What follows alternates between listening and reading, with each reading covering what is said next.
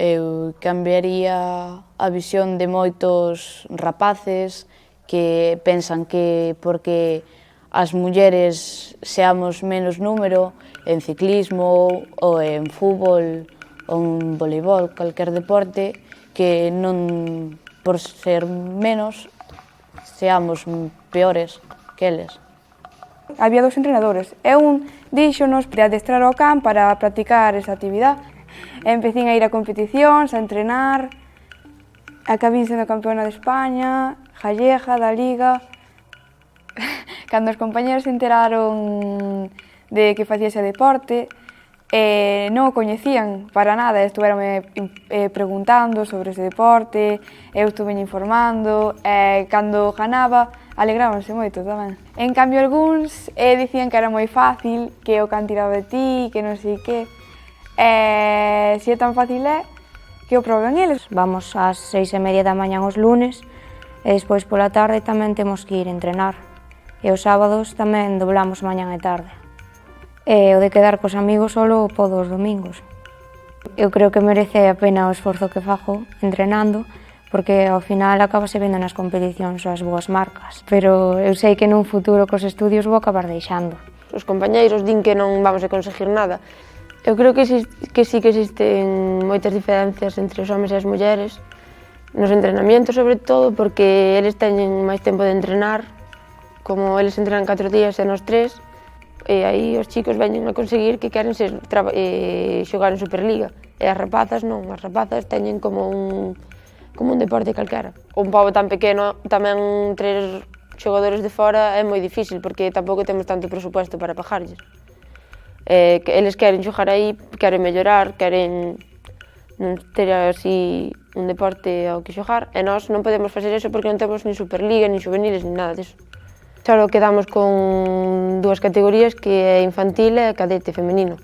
E os rapaces teñen infantil, cadete, juvenís, júnior e Superliga. Eu creo que se o trato fora máis igualitario, pois as mulleres ao mellor estarían máis en voleibol, e non só homes. Creo que cambiou moito respecto aos inicios, pero bueno, que aínda lle queda moito por mellorar. Para promover que non haxa tantas diferenzas, creo que deberían seguir habendo equipos mixtos hasta certa idade, porque despois a diferencia de forza sempre se nota moito máis. Sí que entendo que antes o fútbol que mi madriña como era, que non se vía aí que unha muller pudera xogar ao fútbol. E agora pois levase moito mellor, porque agora cada vez sale máis na tele, hai moitas futbolistas profesionales de fútbol femenino. A min de pequena sempre me vestiron con rosa, dábame muñecas, e eu o único que quería era un balón e coches teledirigidos. A mí non me iban as muñecas, por exemplo. Pero a mí non me iba nada, eu sempre sacaba todo o que tiña, poñía outra roupa e marchaba. Miña nai non creía que fora a aguantar moito. Incluso o ano pasado creo que hubo máis nenas que nenos en categorías inferiores no Club de Remo. Sí que ves moitas máis mulleres, viñan sempre a vernos ás regatas, un grupo de nais, entre nais e aficionadas. Un día dixeron, vamos a montar unha traíña, vamos a aprender a remar, algunhas sí que remaran, pero era xente que levaba moitos anos parada, están ali, quentan xuntas, falan, e ao final fan actividade social e fan un pouco de deporte tamén, que tamén lles ven moi.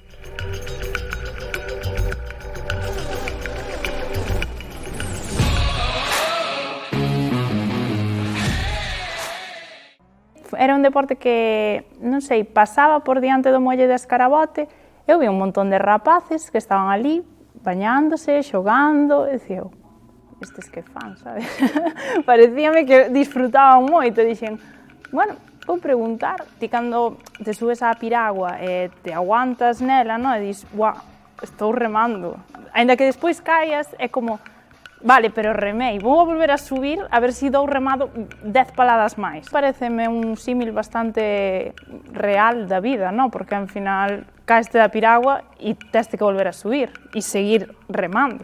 Pois na vida tamén te vas a caer e vas a ter que seguir remando. Eu penso que che dá uns valores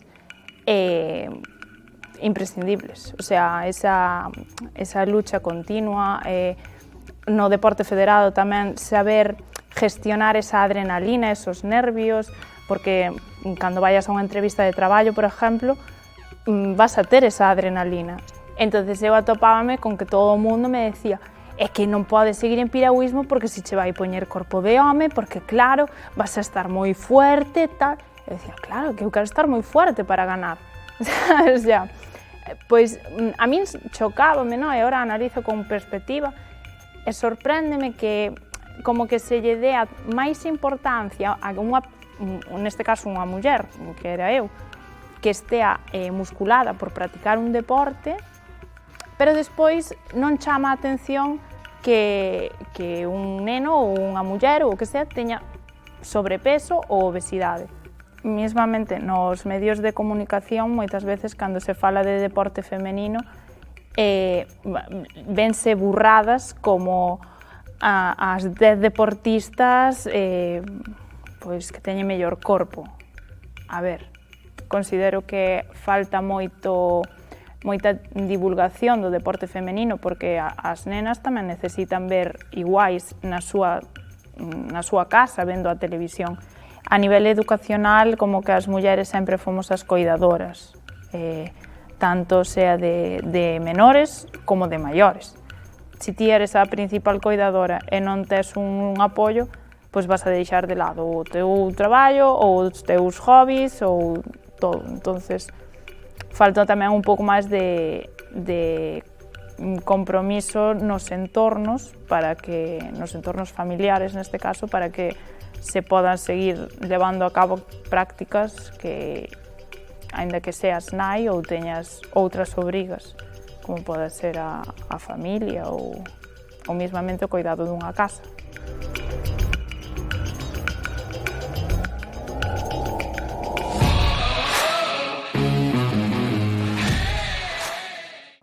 No, por ser muller nunca tive ningún tipo de discriminación na casa de non fagas artes marciais, tipo adiante co que fagas, pero bueno, sempre había eso de non vayas a que che peguen non vayas, que non tens necesidade ninguna.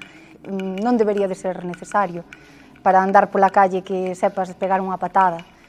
Pero, bueno, desgraciadamente na sociedade na que vivimos, pois, imprescindible non, recomendable, pois sí, probablemente sí, desgraciadamente. Sí, históricamente as artes marciais era un mundo completamente masculino, machista, non? Coral Bistuer, por exemplo, nos anos 90, que o petou nas Olimpiadas de Barcelona, pois eso fai que moitas nenas que iran facer taekwondo, como agora pois Adriana Cerezo conseguindo a plata olímpica en Tokio, que fixo que, veña, pois moitas nenas digan, pois eu vou facer taekwondo. Eu sempre levei moi ben a conciliación cos estudos. De feito, algo que me din as miñas amigas é que a xente que facemos deporte temos outro tipo de disciplina distinta. Para un neno que de normal non fai ningún tipo de actividade física, que se pasa 6 horas no colexio, que chega a casa, que colla a tablet, o móvil, o que sea, que se pasa sentado, moitas veces os pais vense na obriga de pois, tes que ir a facer actividades extraescolares porque senón as horas do colexio non son suficientes. O que fai falta é intentar educar as novas xeracións que veñen de atrás para que estas cousas cambien, pero o certo é que os que están arriba, por moito que lle des golpes na cabeza, isto non vai a cambiar, vai ser así, é duro dicilo, pero non se ve un cambio próximo. Oxalá veña que as xeracións que veñen detrás, oxalá veñan fortes e decidan loitar por isto e que pois no Campeonato de España de absoluto de 2030 haba 4 mulleres na selección en vez de 4 homes. Oxalá.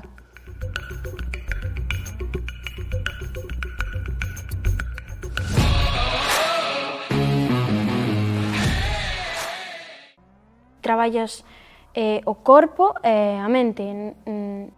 Eu, dende que estou en taekwondo, por exemplo, sei controlarme mellor, organizarme mellor, centrarme máis nas cousas nas que quero traballar.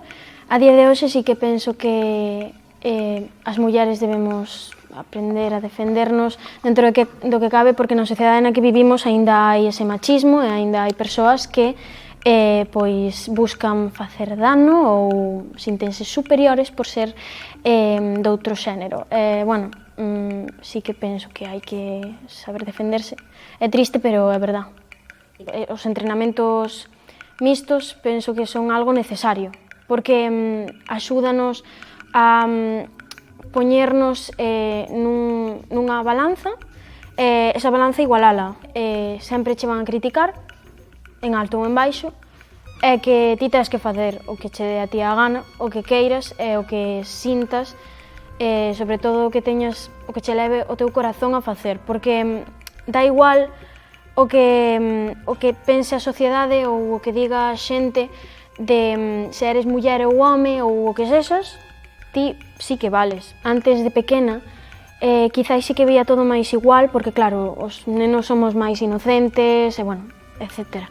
Pero a medida que vou crecendo sí que vou notando máis diferencias no tema da igualdade, que sí que hai que mellorar algunhas cousas e que temos que seguir loitando para poder facerlo máis fácil ás generacións que veñan de mulleres nos próximos anos.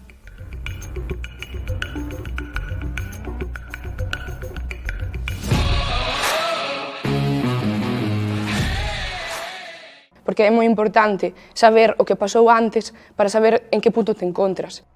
Porque ao final ti pensas que estás ben e que non hai desigualdade, pero se pensas desde unha forma crítica e escoitas o que pasou antes, daste conta de que non é así. A primeira concha femenina foi no 2008, cando a primeira concha masculina foi no 1879, un ano despois conseguiuse facer a primeira liga oficial de traíñas femenina, que é a Liga Euskotren, na que participou Galicia. Non había cabo, porque non había tanta representación femenina, había Galicia como equipo, eran moitas mulleres de distintos sitios de Galicia. Moitas veces falase de igualdade, pero tamén hai que falar de equidade. Se ti queres ser nai, non eres capaz de conciliar 2 horas diarias, 6 días á semana adestrar, e ainda por riba os fines de semana a competición. Hai exemplos de parellas de remeiros que acaba deixando o deporte e quen acaba deixando de remar é a muller. E iso é por a educación, é por o patriarcado, é porque nos ensinan a que a muller ten que coidar dos nenos e a muller ten que ser a que este na casa e que teña que ceder nos seus hobbies ou no que lle gusta. Hai que intentar buscar unha conciliación, hai que intentar buscar a igualdade nunha parella, hai que intentar buscar o reparto de tareas, que sexa equitativo os cuidados, porque moitas veces os cuidados só están reservados ás mulleres, e que é a familia se non son cuidados. Moitas veces, se non é un fillo, é un pai, unha nai, un sogro, unha sogra, e iso só o fan as mulleres, os cuidados só son para as mulleres. Cando hai 13, 14, 20 persoas que dependen de ti, ti tes un compromiso. Enséñache, eso é, desde pequeno, valores de esforzo, compromiso, dedicación, puntualidade. As túas compañeiras acaban sendo as túas amigas. Cada vez que conozco máis de cabo, unha vez que vas madurando un pouco, ves os valores que transmite, comparas con outros clubes a importancia da canteira, do sentirte, do pertenecer a algo, esos valores tan importantes que ao final a filosofía de un clube é o que tamén che vai enganchando. Porque Cabo é un dos mellores clubes de Galicia? Porque traballa ben, pero por que traballa ben? Porque hai xente, e por que hai xente? Porque a xente está cómodo.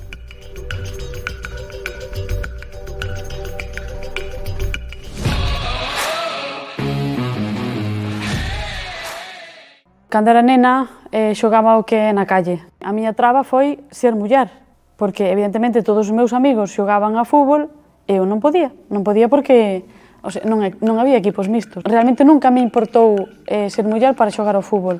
Nin os meus amigos, nin veciños, nunca tuve un trato discriminatorio, nunca, por parte deles. Eu era unha máis. Nunca me sentín discriminada para nada, porque, eles non me facían sentir así, non?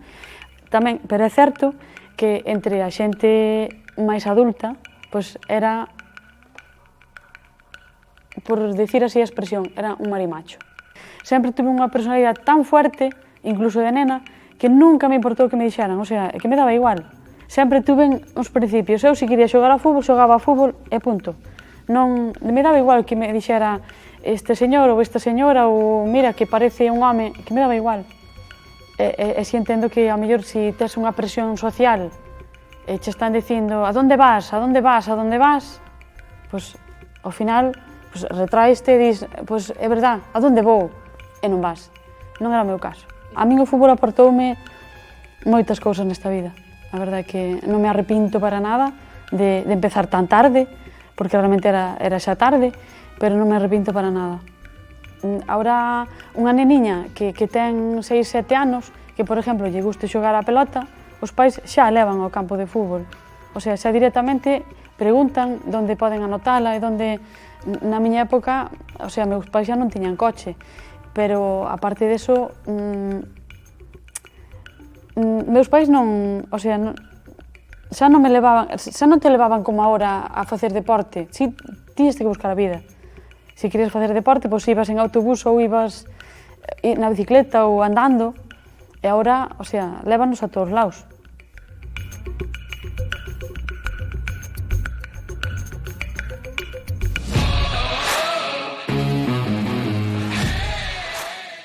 Eu, 3 días á semana, chova, vente, faja o que faja, eu salo a correr. Eu teño a suerte de que o meu home é deportista, entón, como lle gusta que eu faga deporte, a min gústame que el faga deporte, gústanos que os nosos fillos fagan deporte, pois poñémonos de acordo. Cando vou eu, queda el na casa. Eu a miña filla quero que vexa que ten a mesma oportunidade, as mesmas oportunidades que seu irmán.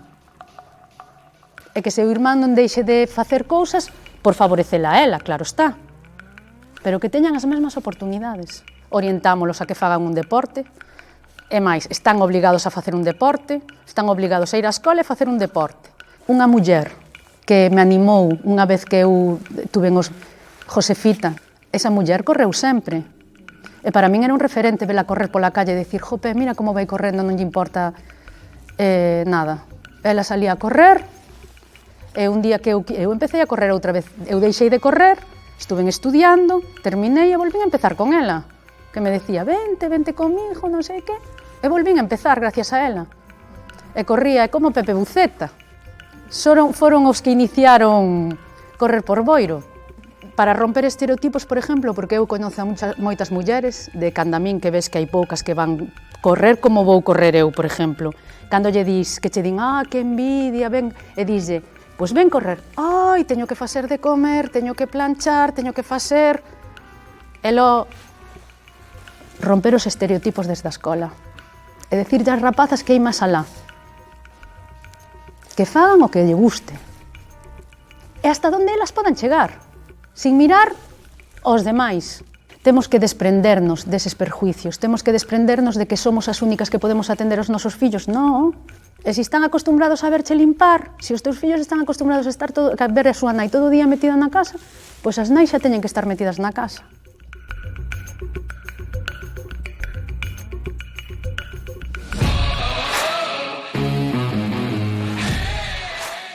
Faltan moitas cousas por facer en canto ao xénero, pero no deporte moito máis.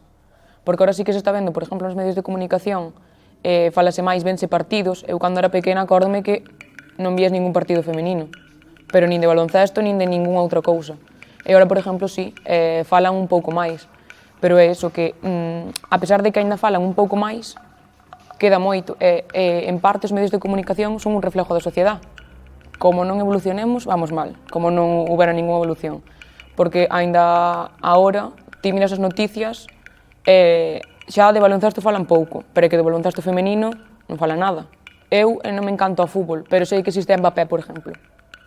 Ti, se non che gusta o baloncesto, igual sabes que existe Kevin Durant, pero ao mellor non sabes que existe Amaya Maldemaro, por exemplo. Sabes? Ainda que non che guste de nada, por escoitalo, acabas sabendo quen é. Pero do femenino eso non pasa. Non sabes quen é Laia Palau, non sabes quen é Alba Torrens. Sabes? E son grandes referentes. A categoría máis alta que hai no club é un infantil. E despois ainda hai cadete, júnior e sénior. Que vayan a sacar un equipo femenino sénior é bastante importante, porque en parte tamén vai a servir como exemplo para as xeracións que veñen máis atrás. Por exemplo, ahora hai hasta infantil, pero se ven que hai un senior, ao mellor intentan seguir, sabes? Porque eu creo que tamén é unha motivación cando tes un equipo dunha categoría superior á túa e ver como entrenan, ver que ti ao mellor podenche levar a algún partido. Entón eu creo que tamén iso pode ser unha motivación para a xente que ven detrás. Tamén é importante, por exemplo, cando desde o club nos levan a ver algún partido do Obradoiro, nunca nos levan a ver ningún partido de femenino. É un xogo diferente. Entón eu creo que tamén iso é importante, que non vexan que todo o que fan na tele é o que teñen que facer elas. Non só que vexan a élite, porque tamén hai equipos moi bons que non están na élite, non están en primeira división. Eu creo que tamén iso é importante para ver como se ten que traballar un equipo. Cando estou entrenando as rapazas, ves que ti, sin ser unha gran xogadora, para elas eres a mellor do mundo, eres un exemplo.